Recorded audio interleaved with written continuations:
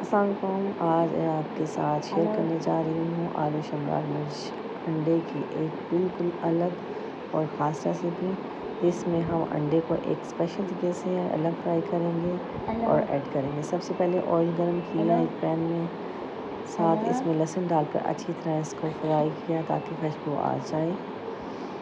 अब इसमें हम शामिल करेंगे साथ ही टमाटर के साथ नमक, मिर्च, हल्दी, और इसमें कुछ ख़ास ज़्यादा मसाले डालने की ज़रूरत नहीं होती। जो नमक, मिर्च, हल्दी है, सिंपल मसाले ही डालें तो इसका टेस्ट बहुत ज़्यादा मज़े का बनता है। अगर हम कुछ और मसाले डालेंगे तो उसका टेस्ट चेंज हो जाता है।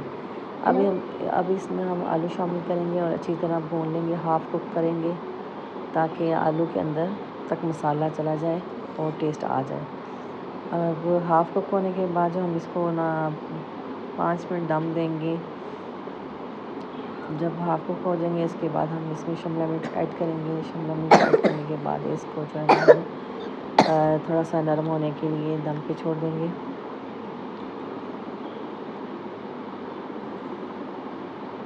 जब शिमला मिर्च नरम हो जाए, ज़्यादा नहीं पकाना, लेकिन ये 5 मिनट तक जो है ना इसको दम पे रखना है।